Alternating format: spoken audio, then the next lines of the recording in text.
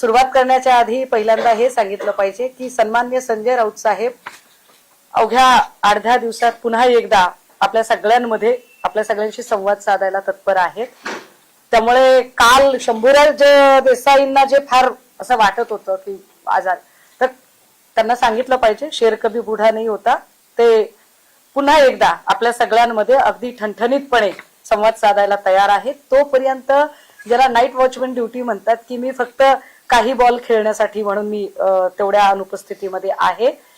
माणिकराव कोकाटेंचा काल राजीनामा होता राहिलाय आणि त्या राजीनाम्याच्या मध्ये खरं तर तो राजीनामा होणंच अपेक्षित होतं, परंतु ज्या पद्धतीने घडामोडी झाल्या ते सगळं बघता निश्चितपणे मला असं वाटतं की देवेंद्रजी ठरवून जितका राष्ट्रवादी डॅमेज होईल तितका डॅमेज करूया, त्यामुळे ते जाणीवपूर्वक त्या विषयाला चिघळवत ठेवत आहेत।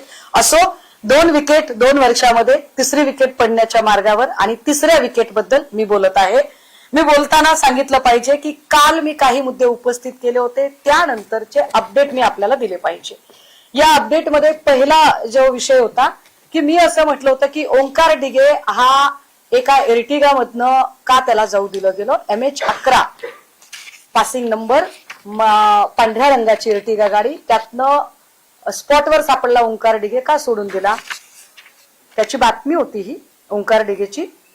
आणि ह्याची अपडेट मी दिली पाहिजे की रात्री उशिरा मुंबईच्या युनिट नंबर 7 कडे ओंकार डिगे हजर झाला। हे फार विशेष आहे, ओंकार डिगेला अटक झाली नाही, ओंकार डिगे स्वतःहून हजर झाला।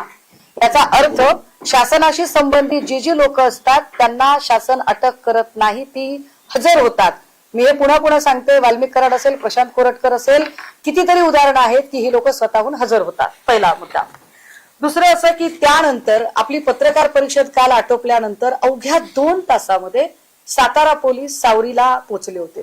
त्यांच्या पाठोपाठ एक वृत्तवाहिनी पोहोचली, मला त्या वृत्तवाहिनीचं मनापासून कौतुक आणि त्यांच्याबद्दल खूप ऋणानुबंध की ते ज्या पद्धतीने तिथे पोहोचले आणि त्यांनी जी ती माहिती विचारली आणि त्या माहितीमध्ये की सरळ पोलिसांची गाडी दिसते, पोलीस अधिकारी सांगतोय, पोलीस अधिकारी म्हणतोय की अहो आमच्याकडे काही तपास नाहीये, मी सहज आलो।